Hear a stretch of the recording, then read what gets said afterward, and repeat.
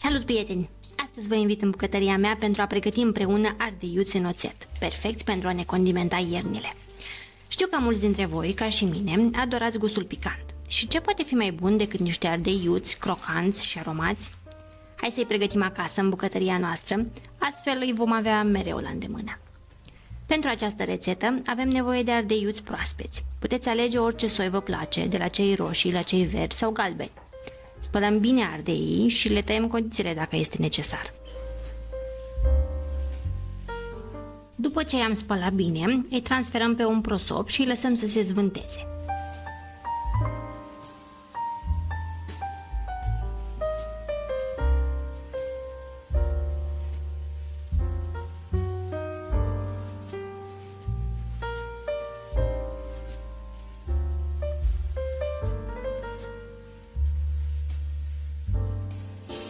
În timp ce ardeii se scurg, pregătim borcanele.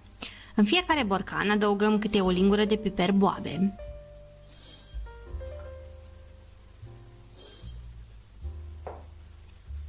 o linguriță semințe de muștar,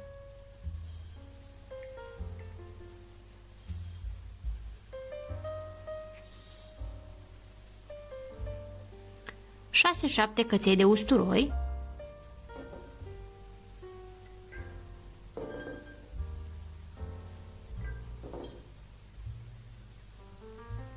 și 4-5 foi de dafir. Dacă doriți, puteți adăuga și alte condimente, cum ar fi hrian sau semințe de coriandru, pentru o aromă și mai complexă. Umplem borcanele cu ardei cât mai compact. Folosim borcane curate și uscate, de dimensiuni potrivite pentru mărimea ardeilor. Aceste borcane pe care noi le-am folosit au volum de 1,7 litri.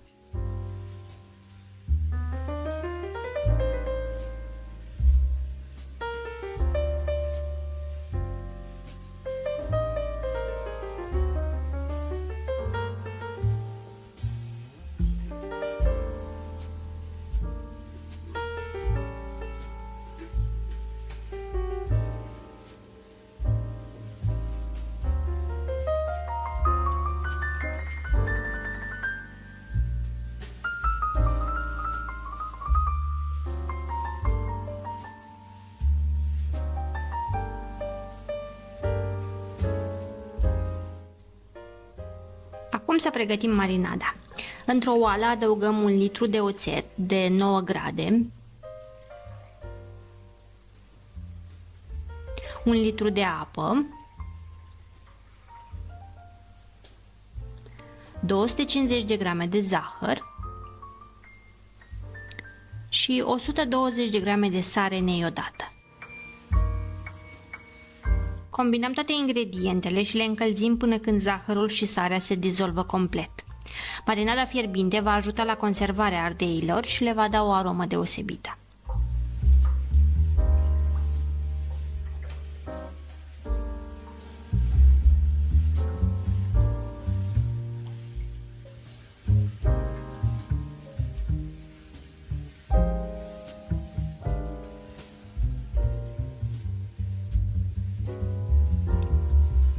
Turnăm marinada peste ardei iuți, cât să acoperim ardeii și să umplem borcanele.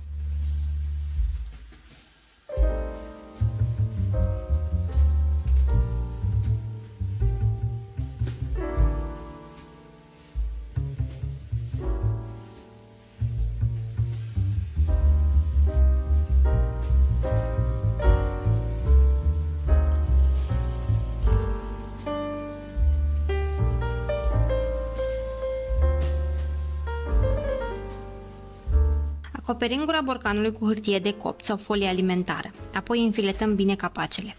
Acest strat va preveni oxidarea și va ajuta la menținerea unei etanșeinizări perfecte. Păstrăm borcanele într-un loc răcoros și întunecos, cum ar fi în cămară sau în beci. Și gata! Ardeii noștri sunt pregătiți pentru iarnă. Puteți folosi acești ardeiuți pentru a condimenta supe, ciorbe, sosuri sau salate. Sunt o adevărată explozie de arome. Nu uitați să vă abonați la canalul nostru. Dacă aveți întrebări sau sugestii, lăsați-mi un comentariu mai jos.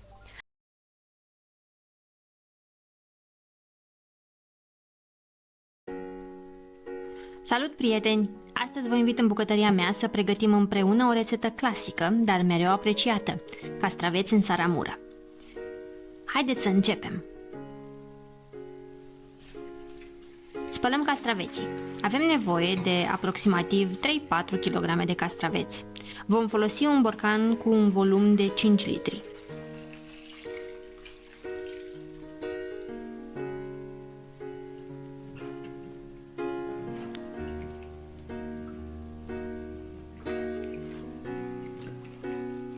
Aceasta este o metodă simplă și tradițională de a conserva legumele pentru iarnă, iar rezultatul este absolut delicios.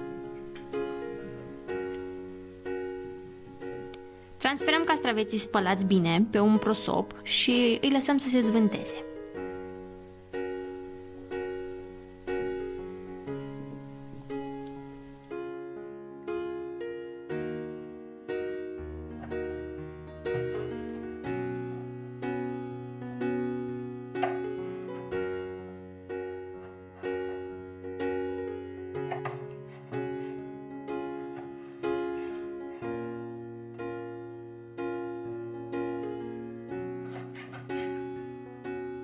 Tocăm în bucăți aproximativ 50 de grame de hrean pe care îl vom adăuga în borcan. Hreanul va da castraveților o aromă picantă și îi va ajuta să rămână crocanți. Adăugăm 8-10 foi de dafin, o lingură plină cu piper boabe și 15-20 de căței de usturoi curățați. Mai avem nevoie de o ceapă pe care o vom felia. Puteți adăuga și alte legume, precum morcovi sau țelină, puteți adăuga muștar boabe, mărar uscat, crenguțe de vișin, după preferință.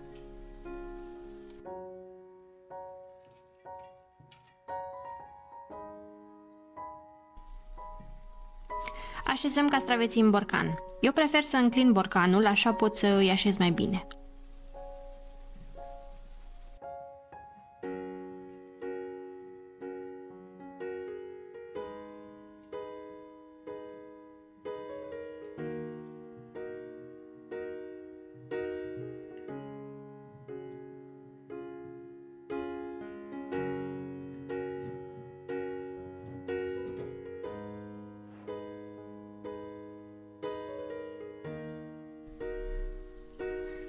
Pentru saramura avem nevoie de 3 litri de apă și 110 grame de sare neiodată. Este o proporție de o lingură de sare la 1 litru de apă. Fierbem apa cu sarea până se dizolvă complet.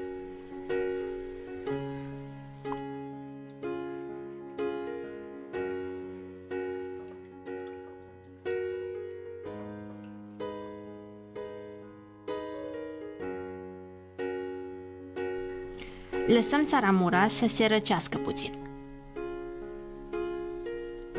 Mai adăugăm în borcan 50 de ml de oțet de 9 grade. Așezăm borcanul pe un suport de metal pentru a evita spargerea în contact cu lichidul fierbinte. Umplem borcanul cu saramura.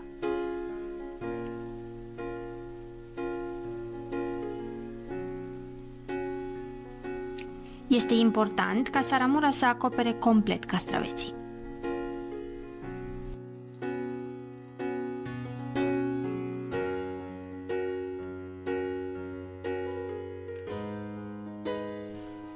Închidem borcanul hermetic. Depozităm borcanul într-un loc răcoros. Fermentarea va dura aproximativ 5-6 săptămâni, în funcție de temperatură. În aproximativ o lună, castraveții noștri vor fi gata de consum. Dacă v-a plăcut această rețetă, nu uitați să dați un like, să vă abonați și să-mi scrieți un comentariu.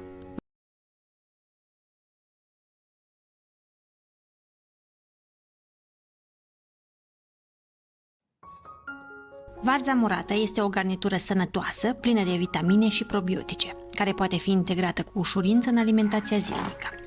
Avem nevoie de o varză de aproximativ 2 kg. Începem prin a tăia mărunt varza. Puteți folosi un cuțit, o răzătoare sau o mandolină, în funcție de preferințele voastre și de cât de fin doriți să fie legumele. Varza murată este o sursă excelentă de probiotice, bacterii benefice care colonizează intestinul și contribuie la o digestie sănătoasă. Transferăm varza tocată într-un bol mare.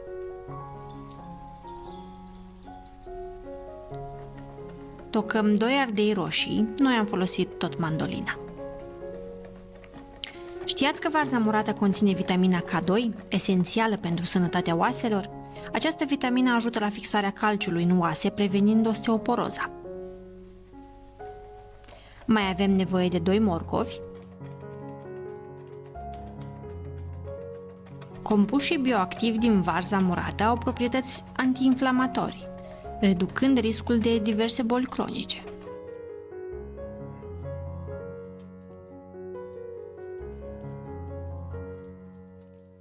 Transferăm toate legumele în același bol. Adăugăm 1-2 lingurițe de sare și amestecăm bine folosind mâinile. Sarea va ajuta legumele să își lase sucul și să se marineze mai bine. Frământăm amestecul timp de câteva minute, până când legumele încep să se înmoaie și să lase suficient suc. Acest proces este important pentru a activa fermentația. Cantitatea de sare poate fi ajustată în funcție de preferințele voastre.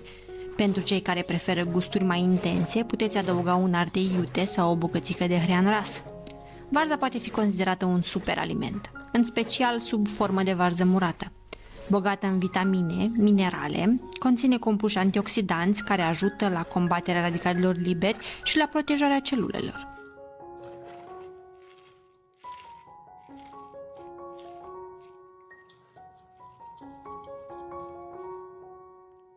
Transferăm legumele într-un borcan curat și steril, lăsând suficient spațiu până la gura borcanului pentru ca varza să fermenteze. Pentru a preveni dezvoltarea bacteriilor, este important să folosim borcane curate și sterilizate. Așezăm borcanul într-un loc cald și întunecos la temperatura camerei. Acoperim gura borcanului cu un capac, dar nu îl închidem complet.